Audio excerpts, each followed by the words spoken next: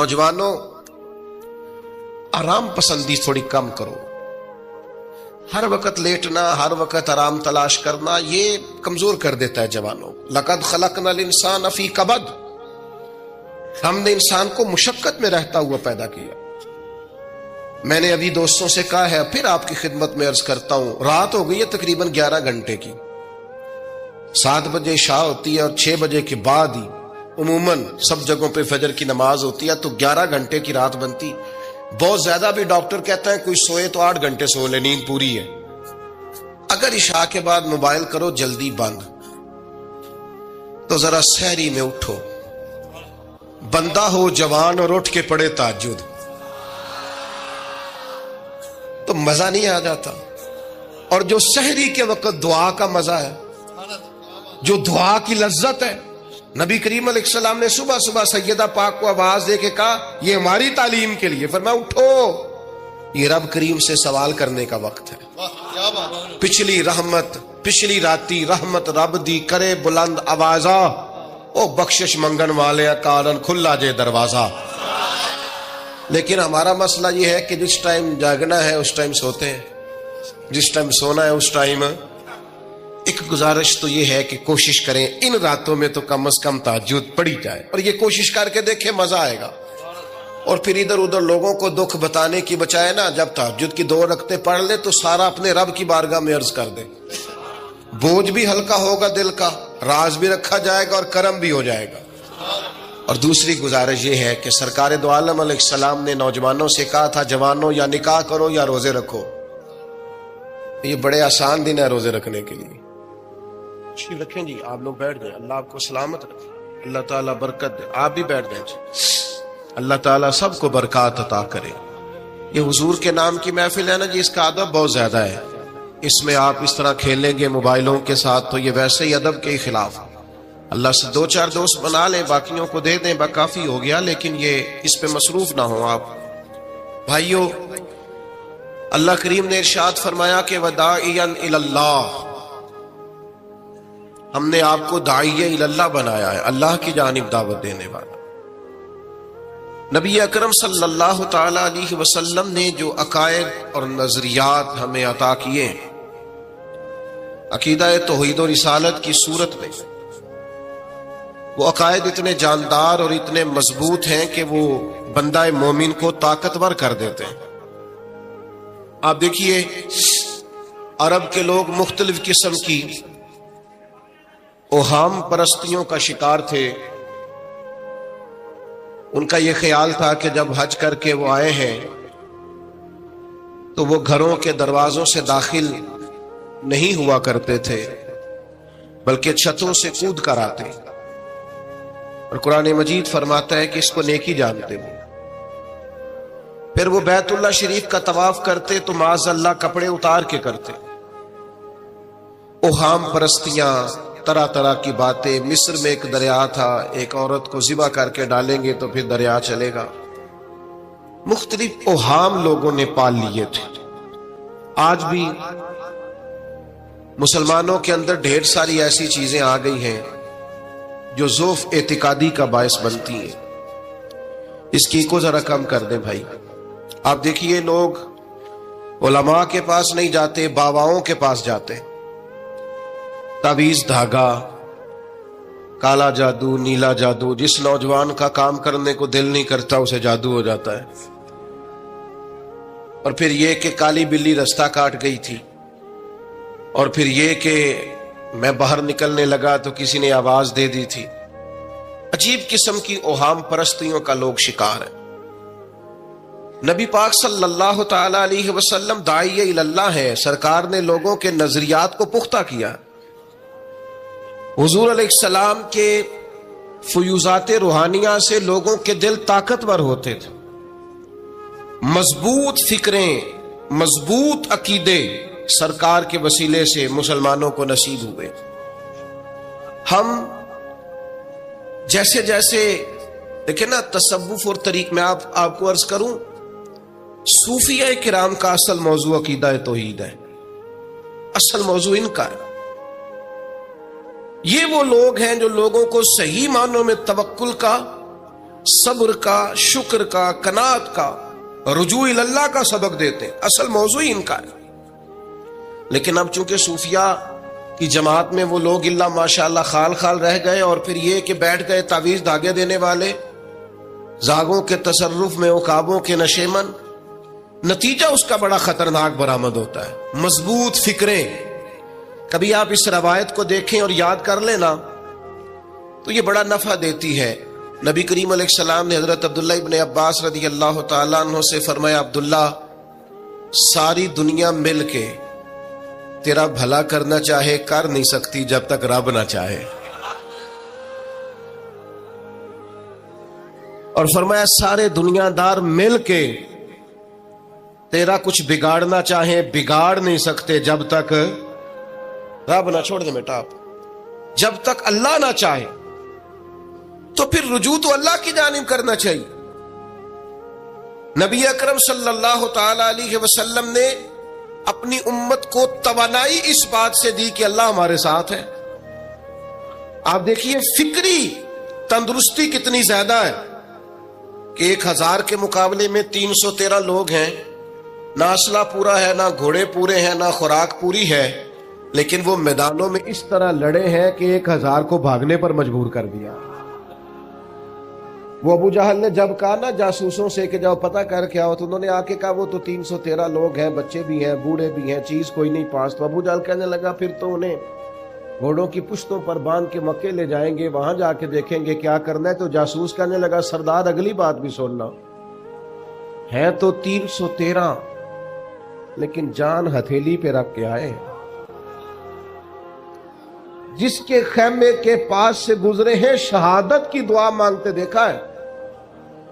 ان کی آنکھوں سے چمکتی ہوئی روشنی اور ان کے لفظوں سے پھوٹتا ہوا ولولہ اور ان کی آوازوں سے نکلتا ہوا دبدبا کسی جگہ بھی انہیں کمزور نہیں ہونے دیتا.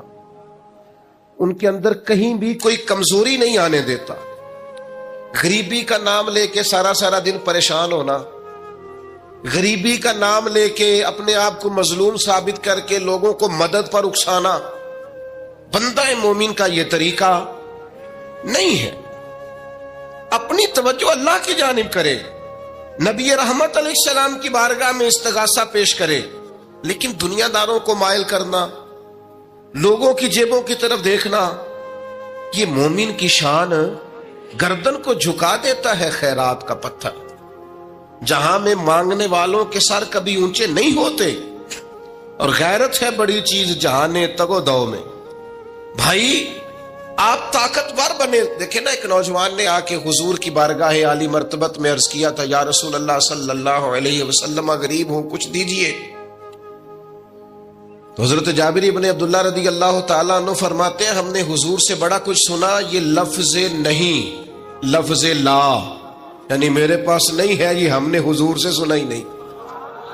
ایسا کوئی محبوب کہیں ہوگا نہ کہیں ہے، بیٹھا ہے چٹائی پہ مگر عرش نشیں ہے، اور ملتا نہیں کونین کو کیا کیا تیرے در سے، بس ایک لفظ نہیں ہے جو تیرے لب پہ نہیں ہے. اور یہ فاضل بریلوی رحمت اللہ علیہ کا انداز بھی دیکھیے، کہتے ہیں واہ کیا جود و کرم ہے شہ بتہا تیرا. اور یہ ذرا دیکھیے شعری ذوق دیکھیے، واہ کیا جود و کرم ہے شہ بتہا تیرا، نہیں سنتا ہی نہیں. نہیں کیا انداز ہے. اب یہ کیسی زبان ہے اور کیسا یہ محاورے کا استعمال ہے. جو شعری ذوق رکھتے ہیں وہ سمجھیں، کہتے ہیں نہیں سنتا ہی نہیں. کون؟ مانگنے والا تیرا. یا رسول اللہ آپ سے مانگنے والا نہیں سنتا، حضور عطا کرتے. اور ایک جگہ پہ فرماتے ہیں میرے کریم سے گر قطرہ کسی نے مانگا، دریا بہا دیے ہیں دربے بہا دیے ہیں. حضور تو دیتے، پر نوجوان نے جب آ کے عرض کی نا یا رسول اللہ صلی اللہ علیہ وسلم کچھ دیجئے، جوان ہو چڑھتی جوانی ہو اور پھر وہ سوال کرے. ہمارے ساتھ ایک دوست پڑھا کرتا تھا، یہ 3 مہینے کی چھٹیاں ہوتی تھی تو وہ مستریوں کے ساتھ مزدور لگ جاتا. ہم نے اسے کہا یار تو مطلب 9th 10th کے اندر مزدوری کرنے جانا, تو کہندا سی یار میں قد میرا ایڈا بڑا ہے, ان ابا جی کو مانگ دیا شرم آؤندی. یہ سوچ نوجوانوں میں پیدا ہونی ضروری ہے. اب میں ابا جی سے مانگوں, مجھے تو دینا چاہیے. اس نے آ کے عرض کی یا رسول اللہ صلی اللہ علیہ وسلم کچھ دیجئے, تو حضور فرمانے لگے تیرے پاس کچھ بھی نہیں. اس نے کہا ایک پیالہ ہے میرے پاس گھر میں اور ایک کمبل ہے. اتنا غریب بندہ ہے کوئی محفل میں جس کے گھر میں ایک ہی پیالہ ہو, ایک ہی کمبل ہو؟ کوئی بھی نہیں اتنے بڑے مجمع میں. لیکن اگر کوئی ہماری غریبی کا رونا پوچھے تو میرا خیال ہے ہر تیسرا بندہ دوسرا بندہ غریب ہے, اور بڑا ہی غریب ہے.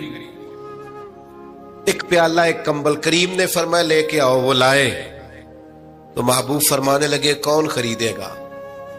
ایک نے کہا 1 دینار, ایک نے کہا 2 دینار. محبوب نے بولی لگوا دی, 2 دینار کا بیچ دیا. فرمایا جا 1 دینار کی روٹی لے جا. یہ نوجوانوں کو فکر دی کہ وہ انویسٹمنٹ میں تم نے ذات سے اپنے گھر سے لینی ہے. وہ 10-15 ہزار کا ٹھیلا بھی کسی سے نہیں کہنا تو لگا کے دے. جاؤ 1 دینار کا کھانا لے جاؤ, 1 دینار کا کلاڑا خرید کے لاؤ. صحابہ فرماتے ہیں وہ کلاڑا لایا, پر نصیب دیکھو اس کلاڑے میں دستہ نبی کریم نے اپنے دستے مبارک سے لگایا. فرمایا جا جنگل میں جا کے لکڑیاں کاٹ اور بیچ, کھا بھی اور کھلا بھی, پی بھی اور پلا بھی, 10 دن مجھے نظر نہ آنا. یارو یہ کیا بات ہوئی؟ مایوس رہنا, کمزور رہنا, فلانے نے میرے ساتھ تعاون نہیں کیا تو میں پیچھے رہ گیا, فلانے نے ہاتھ نہیں پکڑا. تو اپنی دنیا آپ پیدا کر, اگر زندوں میں خود جد و جہد کر, میدان میں اتر, ہمت کر. حضرت حسن بصری رحمت اللہ علیہ کے پاس ایک نوجوان نے آ کے عرض کی حضور بس آج کے بعد میں نے کام نہیں کرنا. فرمایا تمہیں کیا ہوا ہے؟ کہنے لگا آج میں نے عجیب منظر دیکھا ہے. میں نے دیکھا ہے کہ ایک شیر نے شکار کیا بکرے کا, آدھا کھایا ہے, آدھا منہ میں پکڑ کے پہاڑی پہ چڑھ گیا. وہاں ایک نابینا لومڑی بیٹھی تھی, باقی کا اس نے اسے کھلایا ہے. تو حضور میں یہ سمجھ گیا ہوں کہ جو رب اس نابینا لومڑی کے لیے بندوبست کرتا میرے لیے بھی کرے گا, لہذا میں نے کام نہیں کرنا. حضرت حسن بصری بڑا مسکرائے, فرمانے لگے کہانی میں کردار تو نے 2 دیکھے, ایک شیر ایک لومڑی. فرمانے لگے کیا بات ہے تیری, تو نے لومڑی بننے کا پروگرام بنایا, شیر بننے کا کیوں نہیں بنایا؟ تو شیر بننا, شکار کر, خود بھی کھا دوسروں کو بھی کھلا. یہ کیا بات ہوئی؟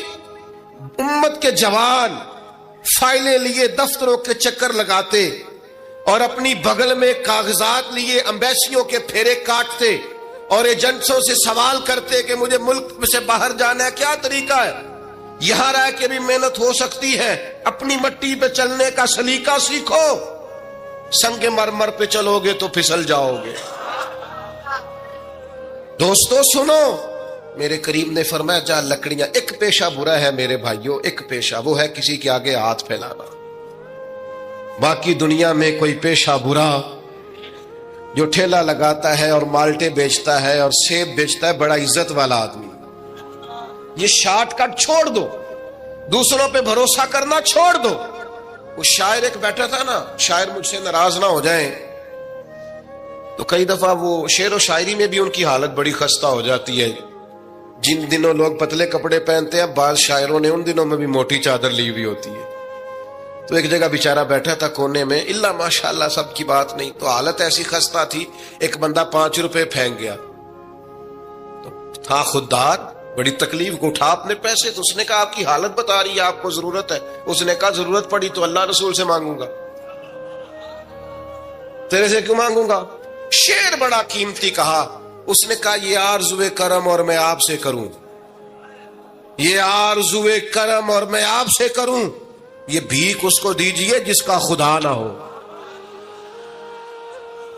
میں تو وارث ہے میرے اللہ رسول, میں کو لاوارث ہوں کہ تیرے سے مانگتا پھروں.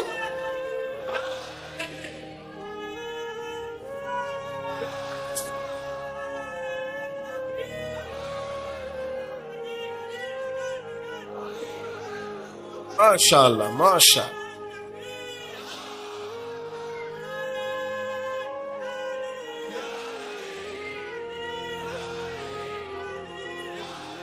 بس ہم سمجھے ہماری قیمت وصول ہو گئی. اگر خودداری پر نوجوان نعرے لگانے لگ گئے تو پھر تو بات بن گئی.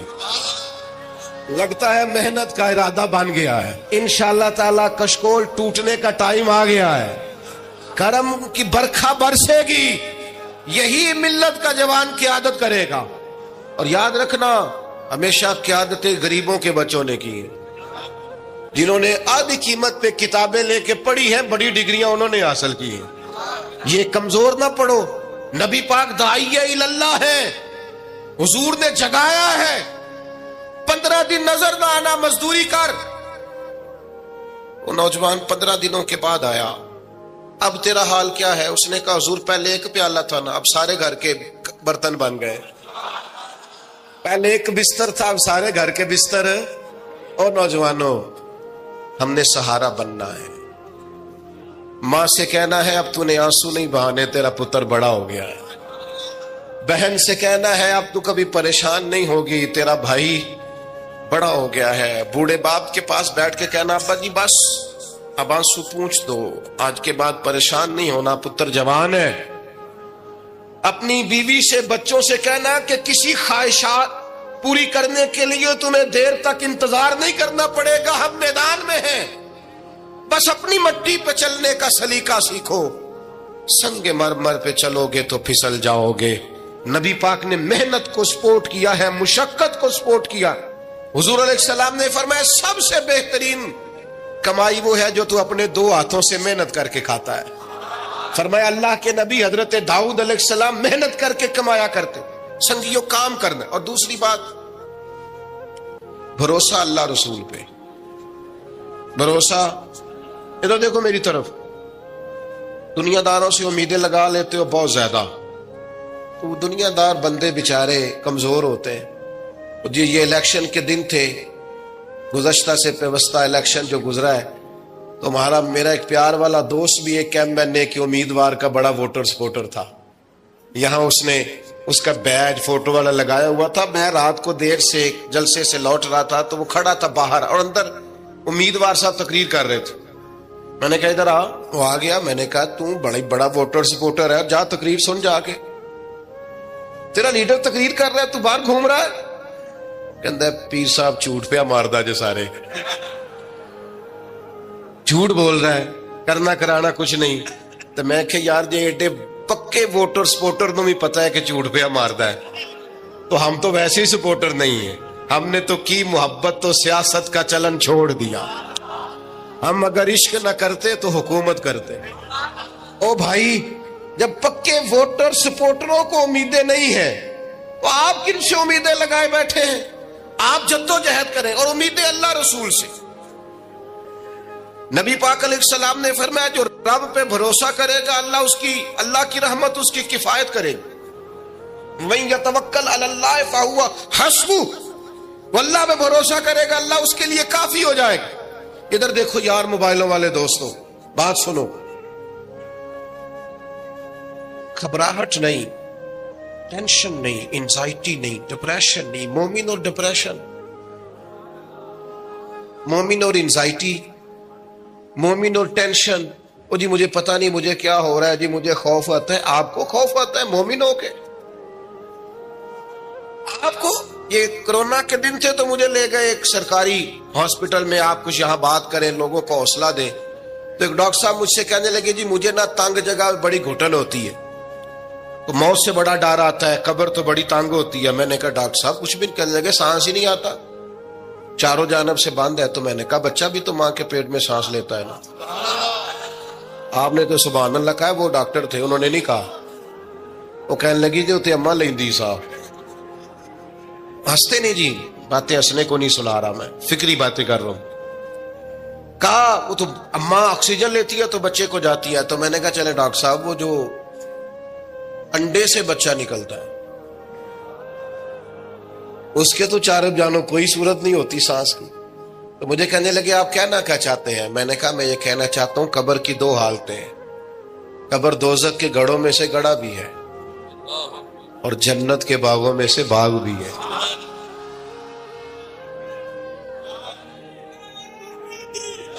سنو یار، اللہ آپ کو خوش ہو.